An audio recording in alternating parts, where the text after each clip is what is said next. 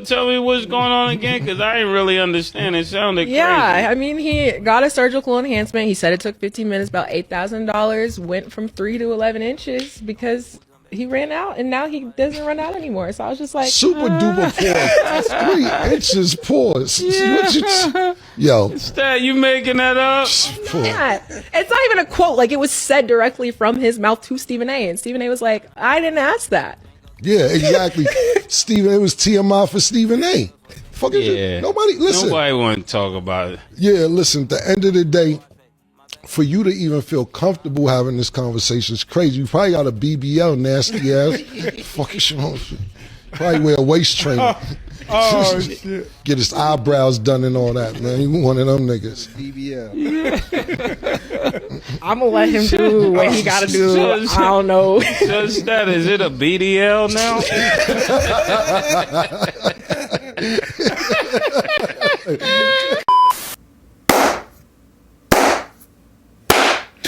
Peace and blessings, you ugly mofos, and welcome to another episode of He Rants. I am your host, Felix Long Trousers. Hey, Daddy! Oh my God! All right, let's not waste no more time. Let's get right into this.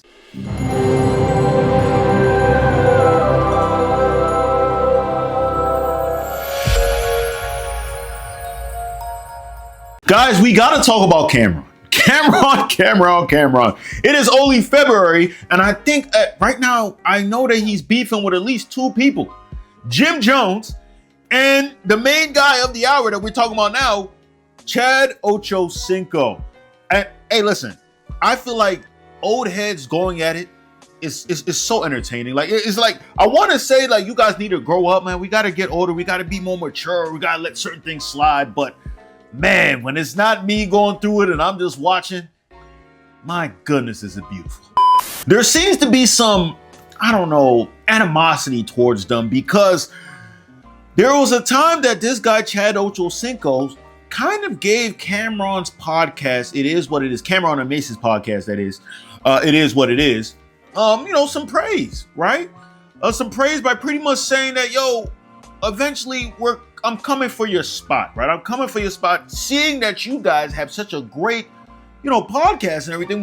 In sports, I want to be just like you. He didn't say, I want to be just like you, but he said he's coming for your spot. At least that's what I believe he said. I mean, so some people can see that negative, some people can see that positive, but for the most part, I think I understand where he's coming from, right? He's trying to say, hey, Brody, you're doing big things, all right? Eventually, I want to be in your caliber or higher. That's how I would take it. I'd be like, hey, man, listen, man, I love it. I'm always here for certified dick eaters, bro. Like, I love the dick eaters. You know what I'm saying? Like, it makes me feel good about myself. I'm not saying Chad Johnson's dick eating, but I'm not saying that he's not. I'm just being toxic. I mean, you want to praise a thing, just praise it. You know what I'm saying? That's praise it. I just love beef, and it's making me go crazy. And I went. So Camron took it in a negative way. He saw it as, is this guy trying to take my spot? Is he trying to overthrow me? Kind of like, I'm not gonna lie, Camron, one of my favorite personalities, but at the same time, this is a little feminine. I hate doing that because this is what girls be doing. When Nicki Minaj and Lil Kim, they was having their beef, and Lil Kim was mad because Nicki Minaj was so big. And then now Nicki Minaj was getting mad at Meg Thee Stallion now because Meg Thee Stallion is getting big, even though Meg Thee Stallion is nowhere compared to Nicki Minaj. But I'm getting sidetracked though. But I see that a lot with women, right? Of course, it happens with men from time to time, but I'm not sure. But Camron caught wind of this, and it seemed like it's hurt him inside. It's got him angry because he's brought it up. Ochocinco said if the Chiefs lose the Super Bowl, he'll divorce his wife, stop having sex, and stop eating McDonald's. So one, what do you guys think about his wager? And then how much would you be willing to put up for a bet like that? Super Bowl odds. Killer, you go first on that. That was a large statement right there. Chad, you know what I realized? A few people. Chad, Cam Newton, can't name everybody. Those are the 2 that scream off the top of my head, 2 ex-football players. They don't like what we be doing. And they had a problem with it. And so now they thinking like, our shit is so authentic. And I'm not saying his isn't. I fuck with Chad, my man. I fuck with him. But, at the same time, Chad threw a shot at me for no reason one time, a few months ago. I didn't even understand what the fuck he was throwing a shot at me about. You know what it's called, right? Tell me. Pocket watching. Yeah. and if he put his wife, he pillow talking. So at the end of the day, it's like, yo, anything Chad do to me, and I'm not saying he's a great person. I think he's very great personality. But to me, once you did that, you threw a shot at me for no reason because I'm just being myself and being authentic and telling you my opinion. To me, you reaching on everything now. I'm not saying you ain't being authentic, but to me now, everything you doing is reaching. Because now it's like, yo, he said, oh, once I finish doing this and doing that, Cam and Mace, I'm coming back in the space to take the spot. And we ain't even say nothing about What Chad. spot? I guess we hold a spot in the analyst world. I ain't got no spot of yours, nigga. Yeah. I went crazy when I went crazy on the nigga, you don't remember? Yeah, but I didn't know who you was talking about. No, this was like when we was filming in Miami during the first season. The very first season, I had to get at him on the gram. No, you don't man. remember? I called him now I do. Yeah, I called him a brackhead, all type of shit, because he's trying to play us for no reason. Now, da-da-da-da-da. When I finish doing whatever I'm doing, he said, and get back to this, I'm coming back to take my space, Mason Cam. And I'm like, we didn't pull into no parking lot and the shit said Chad Ochocinco, and we took your space, nigga. I don't know what you talking about. So after he said that, to me, we're so authentic, Mace, that I believe that niggas be overdoing it. Yeah. Trying to compete with what we doing, and we not even trying to compete. Not even trying. We not even trying. Like maybe I'm missing some context from that clip, right? But I don't know how he's saying that he sneaked this. Listen, Camron, son. Like I said, I love the guy Camron. Son. Him and Mace are freaking hilarious. Do what it is, but I just think that he read it a little bit off. Maybe I'm wrong. Maybe Camron knows a little bit more. Of maybe other people was talking to him behind the scenes and saying this is how Ochocinco felt about him or something like that and the squad. I'm not sure, man. Like I said, I'm still enjoying the beef. So like if they want to go back and forth, it's beautiful, right? But here's the thing. This guy Ochocinco, he happened to go on Stephen A's show and he said, he said something interesting about his nether regions. We had engaged in horizontal activity. Yes. Not vertical? No, it was horizontal. Okay. Matter of fact, it was vertical. Go ahead, keep going. And she got to the point where we were in action, and she said in my ear, "Go deeper. Stay with me now." And what hurt me is I was already all the way in. So I had ran out of PP. And that is what caused me to get into amateur so I could perfect my craft in the pelvic area so I would never have to hear that again. You do understand the cameras are rolling? Yeah, you understand? I mean, do you really, really want people to know this? I mean, I can edit it out, bro. No, don't edit it out. I told you I don't have a private life. I'm here to share my stories and my shortcomings. Back then, I've had surgery since then. So I'm good. So what you're trying to say is that who you are now, completely different, is manufactured because it was surgically enhanced. Yes, sir. And and I'm comfortable saying that. And I can tell you that this is something you would never be able to get on TV. That's why we on your show. Surgical enhancement, we usually hear about females with that stuff. Right. Not men. So why can't we? I want to feel better about myself. Ochocinco's a hilarious guy. So I don't know if he's serious or not. I don't know if he's serious or not. I'll keep the band with you. I'm taking that to the grave. If no one needs to know, they're not gonna know. All right. If that was me, you know what I'm saying? But I don't know if he's being serious or he's joking and he knowing that it's gonna go viral because people do anything for the internet. I'm not sure, man. I'm saying, look at Lawrence Fishburne's wife. I mean, not wife, his daughter. She ended up being a P star. You know what I'm saying? I mean, I don't know what your dad is more.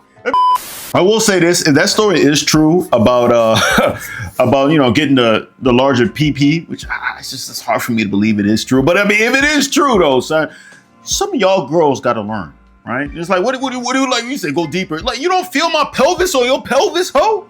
You don't feel that? You want me to go deeper? You want me to shove the balls in too? Is that what you want? I'm sorry, I got a little bit.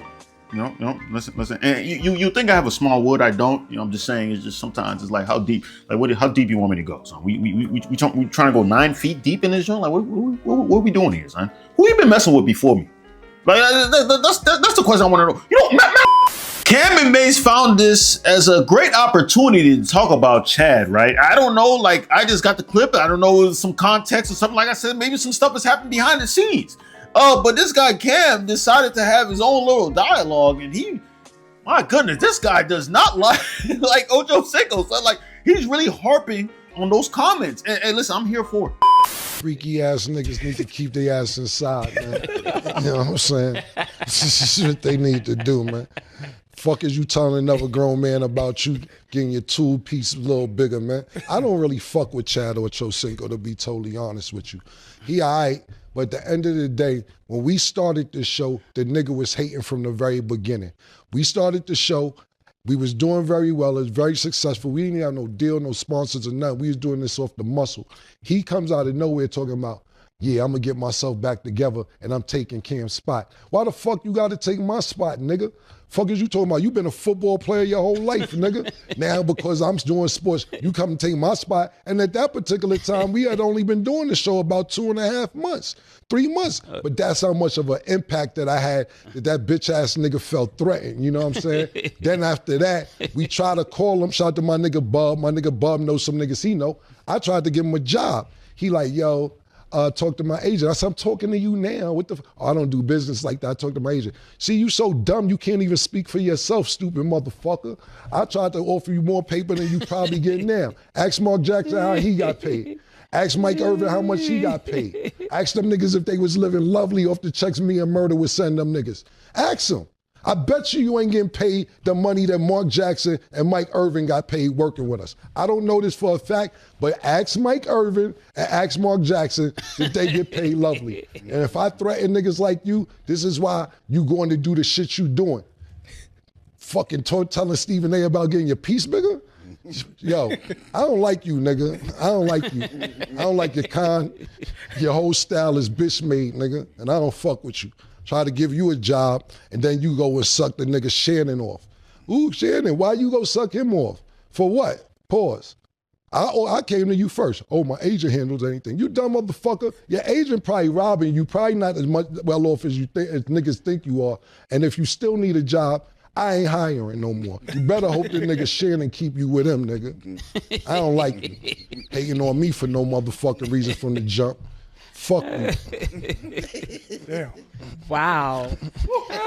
What a statement. Any further thoughts? Oh man. What? Like when Camron said that, I kind of understood. It's like, yo, I'm on the phone with you. Why do I have to talk to the agent? I'm like, yo, let's have a conversation together. Let's just do it like that.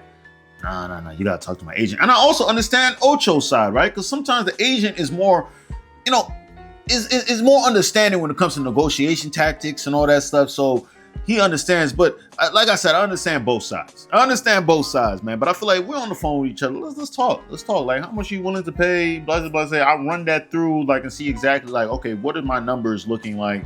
And then we work from there, right? I don't feel like everything you need your agent. It's almost like you're a grown-ass man. You don't always need your parents to look out for you and tell you, like, oh, how to do this. But at the same time, it doesn't hurt to ask for some advice sometimes. You know what I'm saying?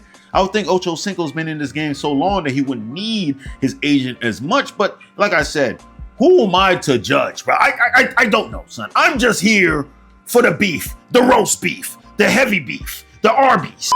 So it looks like Ocho had enough. Ocho had enough. He's like, all right, this guy has thrown some jabs at me. And I think I'm tired. I'm just tired. I'm going to speak up. No. Don't stop me, Shannon. I'm going to speak up, right? And listen, listen, man. Sometimes you have to do what you got to do, right? Listen. Cam has some stuff to say, and I had to think about it, and I had to listen to it, and think about some stuff that was brought up from 2 years ago, where I said, Cam, you my man's, and I'm coming for your spot. Now I'm not sure how that's taken as hate when all you have to do is understand that I'm saying I'm coming for your spot because I see you as the standard that is setting the bar in that specific space. So you took that as an insult, which is weird to me. I'm not sure how you can do that. But if you check the if you check the numbers, what I said I was going to do, I've already done and surpassed that in this specific space. Now, he asked me to come join them, to do something with them. And I told him, okay, you got to check with my people. You got to reach out to my people who, when it was time for me to work with you, what did I ask you to do? Reach out to who? I talked to Doug. You talked to Doug. So boom, we did, like that. Right. That's the way I handle business. I don't run nothing through me. So I guess that was seen as a sign of disrespect because I chose to come over here with you. Boom. Okay. Now we brought up the issue with he talking about money and bags and how much you pay guest feature. How much we pay our guest features. Buddy, I ain't no guest feature. Boy, I'm the main attraction. What is you talking about? I always been the main attraction. There's a difference. In your lane, you do what you do. I'm in completely different lanes and completely different rooms from you, despite me always playing around and joking. It's different. For one, you wouldn't have been able to afford me to begin with. Let's start there. And I'm not trying to be disrespectful. I think because I do everything in an entertaining, fun, laughing way, you kind of forget and don't really understand what's being done over here and how special what we have is. And that's no disrespect to them because I like they show. I love It Is What It Is because it's different than what we do. Mm-hmm. Their views, they got some high ones, but it's mainly about going at people and jigging at people, Over here, it's about having fun, entertaining, and the stories. Yeah. Completely different. 2 different shows. I love them though. Yeah. Then, Cam, he's a Harlem dude. I've been to Harlem. My face is clean in Harlem. Most of the time, those that I know from Harlem, they don't act like that. He getting a little emotional for nothing, especially about stuff.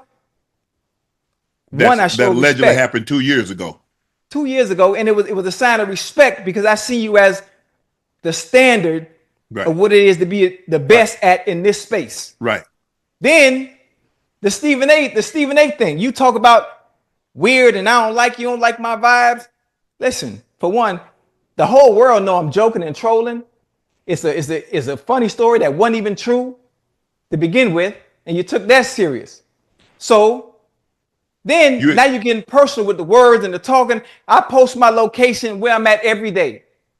What you tell me to stop doing? Stop catching rides from the airport, right? Yep.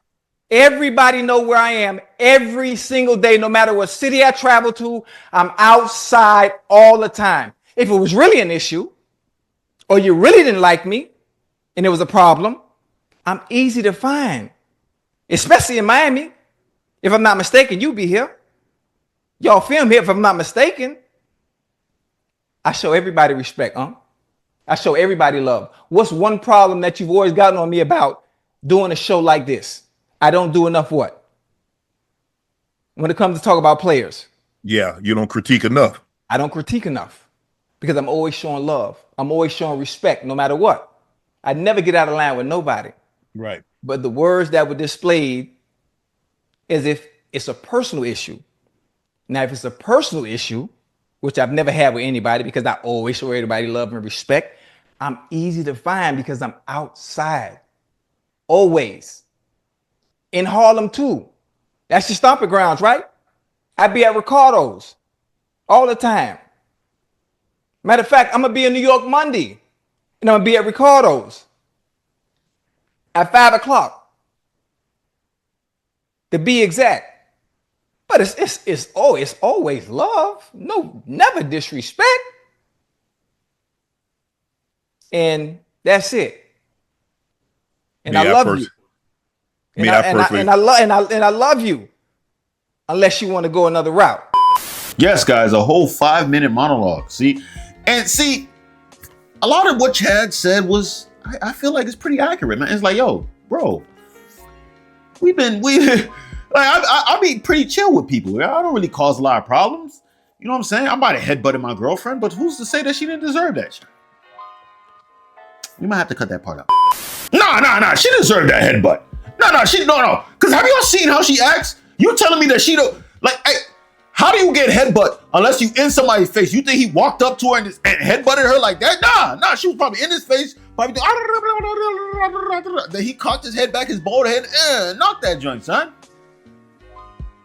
Yeah, we're gonna have to cut this out. Camron caught wind of this, and Camron loves to go back and forth with people. You know what I'm saying? And like I said, I love it. It's entertaining.